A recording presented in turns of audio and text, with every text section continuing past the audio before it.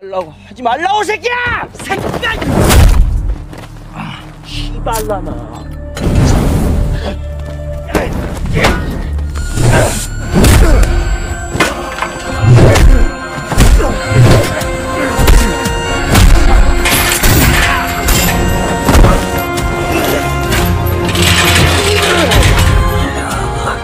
너는 끝까지.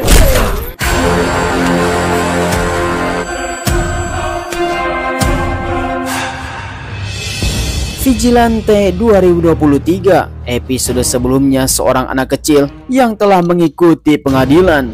Sang tersangka telah membunuh ibu si bocil dengan sangat brutal. Namun sayangnya hakim memutuskan dengan hukum yang tidak adil sehingga mendapatkan dendam kusumat.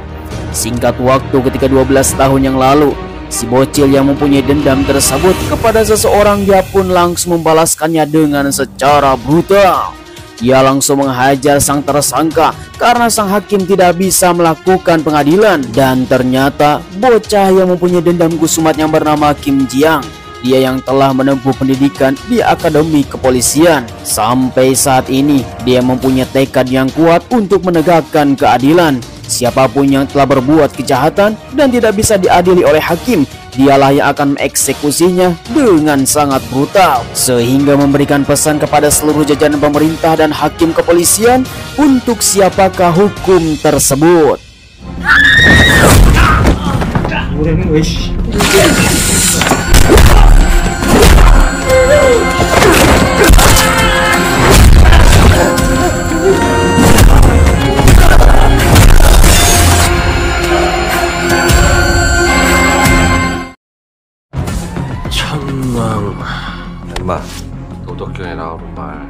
Pada awal episode 2 kita akan dicengangkan para detektif kepolisian yang telah mendapatkan sebuah pesan dari Vigilante, yaitu tentang pembalasan. Semua orang sudah membuka mata, pasti itu adalah sesuatu yang tidak bisa diadili oleh hakim, sehingga mereka semua harus bisa menyadarinya. Namun dari jajaran kepolisian merasa dilecehkan, apalagi mereka semua langsung melakukan rapat paripurna untuk bisa menangkap sang Vigilante. Entah apa yang dipikirkan oleh para polisi busuk, karena mereka hanya mengedepankan reputasi dan gengsi karena penjahat telah dihabisi oleh Vigilante.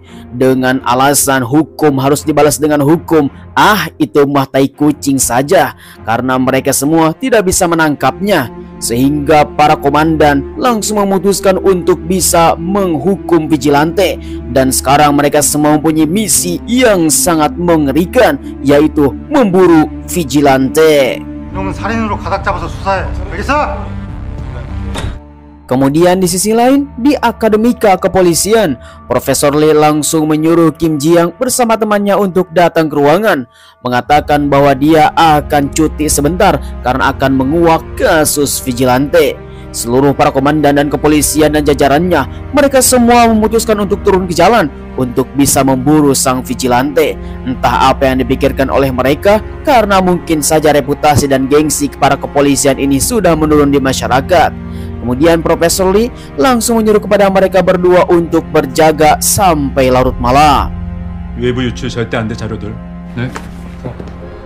난리를 쳐놓고 단. Selang beberapa lama kemudian, di mana Profesor Lee bersama para detektif kepolisian langsung datang ke TKP dengan mendapatkan sebuah pesan dari Vigilante, yaitu pembalasan. Kemudian secara tiba-tiba datang seorang siswi mengatakan kenapa para polisi ini memburu Vigilante padahal dia adalah pahlawan.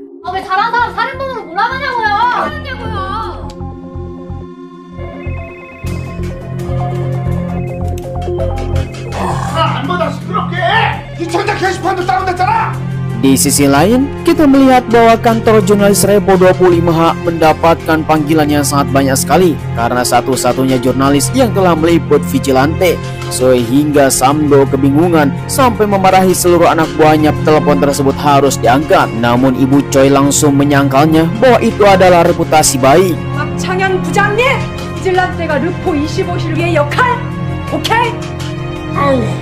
Lalu kemudian Ibu Choi langsung menjelaskan kepada Samdo bahwa kita harus bisa memancing vigilante keluar lagi supaya kita mendapatkan cuan yang sangat banyak dengan cara meliput ulang kejahatan yang telah terjadi dan telah dibebaskan oleh para pemerintah dan hakim itu sendiri.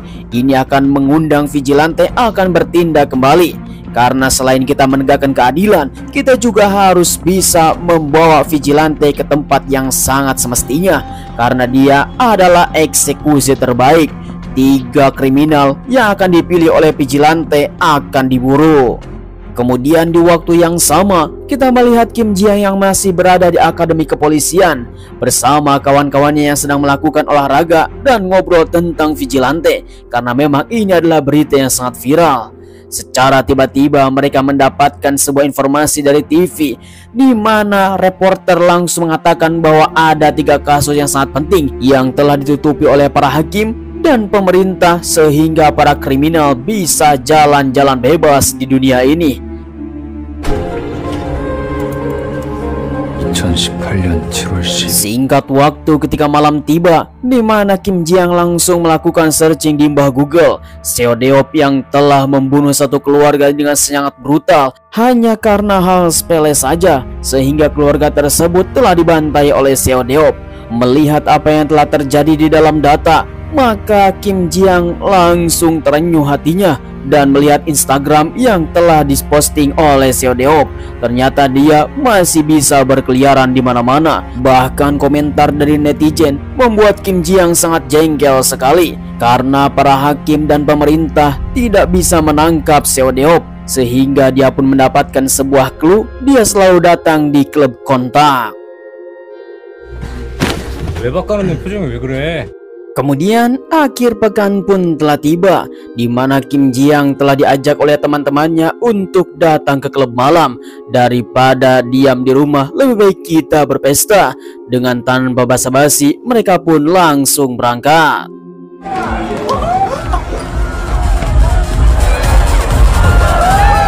Oh, dunia malam yang sangat mengerikan. Semua orang langsung ajab-ajab untuk mendapatkan kesenangan.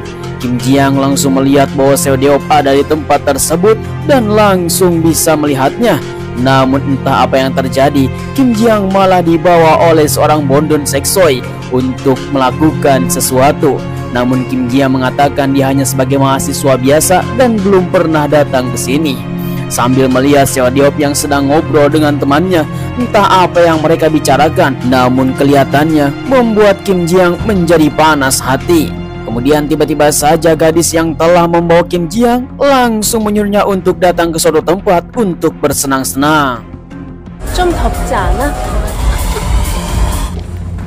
Kemudian mereka berdua telah datang ke lorong yang sangat sepi. Seorang wanita dengan profesi bondon mengatakan kepada Kim Ji-young, kita harus menikmati dunia ini, mengeluarkan sebuah permen yang telah dibeli dari Seo Deop. Ini adalah permen kenikmatan atau yang disebut dengan permen teler, supaya bisa ajib-ajib di tengah diskotik. Namun tanpa basa-basi, wanita tersebut langsung mencipuknya sampai teler.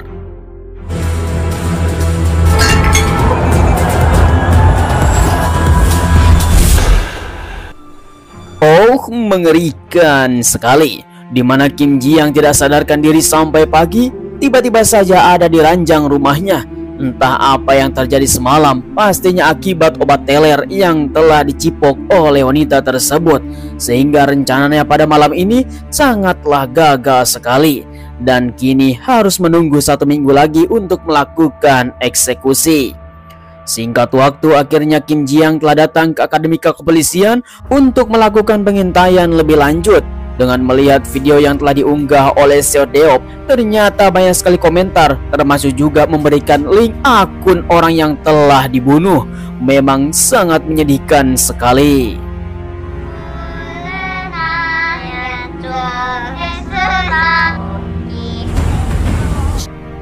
Memang menyentuh ke dalam hati. Sambil membayangkan masa semalam, ia pun langsung melihat apa yang telah terjadi di dalam internet.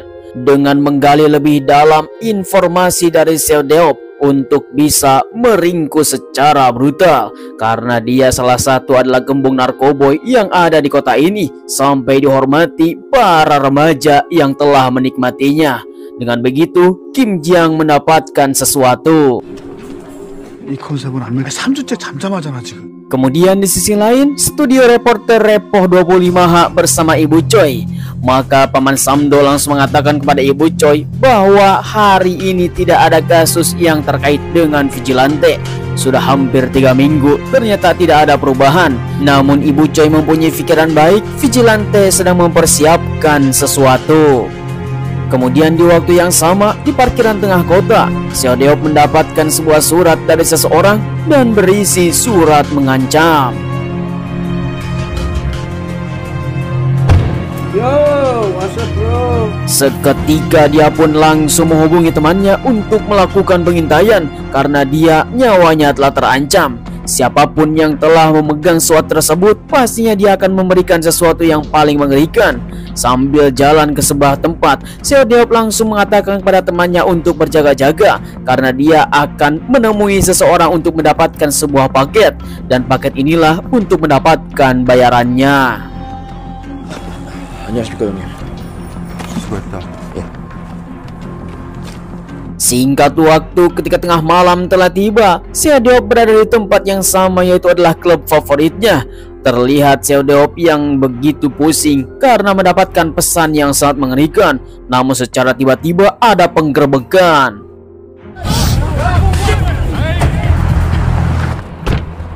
Seketika Seo Deop langsung berlari ke tempat persembunyiannya, tetapi kamar yang selalu disinggahinya tiba-tiba saja terbuka. Bukan hanya itu saja, berangkas yang dicintainya ternyata telah dibobol. Melihat apa yang telah terjadi, tiba-tiba saja ada seorang yang telah berdiri di tengah-tengah kegelapan, mengatakan bahwa paket tersebut telah digenggamnya dan langsung menyiramnya dengan bensin untuk membakar paket tersebut beserta uang tunai. 하지 말라고 새끼야! 새끼야! 씨발라나.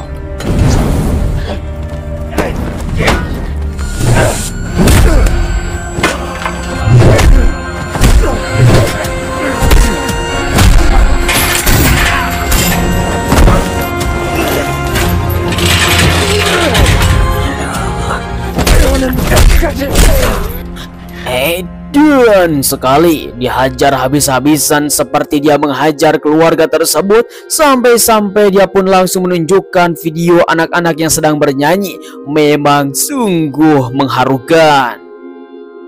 기억나? 어제 승우 엄마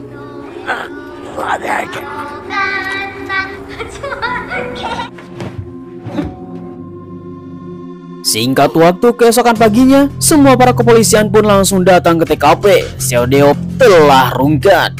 Semua para detektif kepolisian langsung menutup para reporter untuk bisa menutupi kasus tersebut karena polisi sajalah yang harus bisa meliputnya. Dengan keadaan Seo Deop sudah digantung di tiang sampaian. 기관이라는 전제하에 Lalu kemudian seluruh para jajaran komandan kepolisian melakukan siaran langsung kepada publik, mengatakan bahwa kriminalitas harus dibunuh, berserta para vigilante menegaskan bahwa hukum harus dibalas dengan hukum. Tidak boleh main hakim sendiri, mengeksekusi sendiri. Sehingga seluruh para jajaran termasuk juga para pejabat dan duta besar pun langsung melakukan rapat paripurna. Apakah peran vigilante ini sangatlah penting, atau mereka adalah orang yang hanya mempunyai balas dendam saja dan sekarang sudah menjadi masalah nasional. Dengan begitu, Kim Ji-young pun mengetahui apa yang telah terjadi di negara ini. 오늘의 주인공이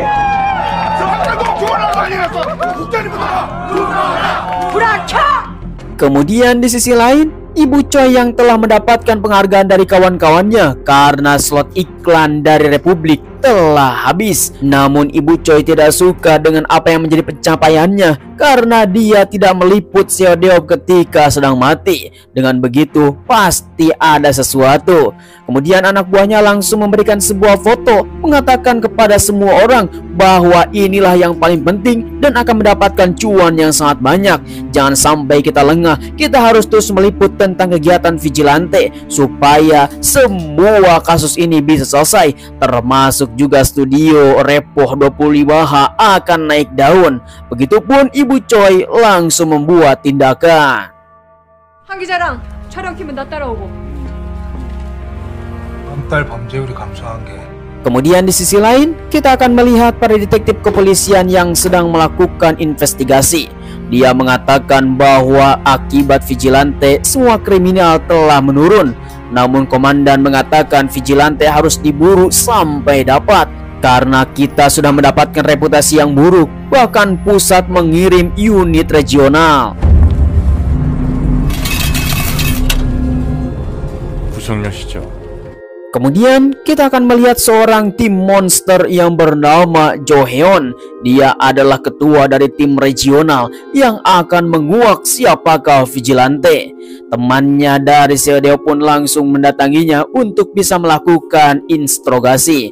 Dengan begitu orang tersebut langsung dibawa ke atap rumah. Singkat waktu akhirnya Jo Heon langsung membawanya untuk melakukan interogasi. Akan tetapi anak buahnya Seodeo pun tidak membuka mulut karena dia tidak tahu apa yang telah terjadi. Karena tidak terima, dia pun langsung menantang. 난 또 돈 받으러 온 줄 알았잖아, 이 짭새 새끼야. 내 경찰은 맞는데 Akhirnya interogasi brutal pun telah dilakukan. Jo Heon terus saja mendesak kepada orang tersebut untuk mengungkap siapakah orang yang selalu ada bersama Seodeop atau orang yang baru saja mendekatinya, dan dia pun langsung mengatakan secara spontan tidak mungkin orang tua yang mendekatinya, pasti orang tersebut masih muda.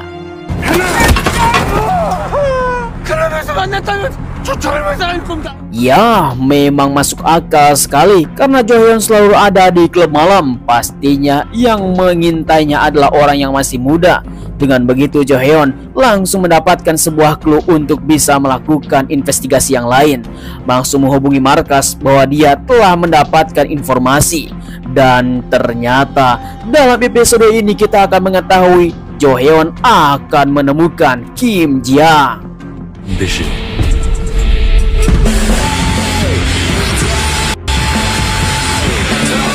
Oh, namun sangat disayangkan episode 2 harus berakhir. Bagaimanakah kabar Kim Jiang? Apakah dia akan meneruskan sebagai vigilante untuk menegakkan keadilan? Dan bagaimanakah sistem dari polisi-polisi busuk yang mengedepankan reputasi dan gengsi? Memang tidak bisa dihabis pikir. Kita akan bahas di episode selanjutnya. Jangan sampai ketinggalan. Semua episode ada di deskripsi. Saya ucapkan terima kasih bagi kalian semua yang sudah nonton dari awal sampai akhir. Jangan lupa like, comment, and subrek. Nyalakan notifikasinya. Kita akan ketemu lagi di video selanjutnya. Terima kasih. Bye-bye.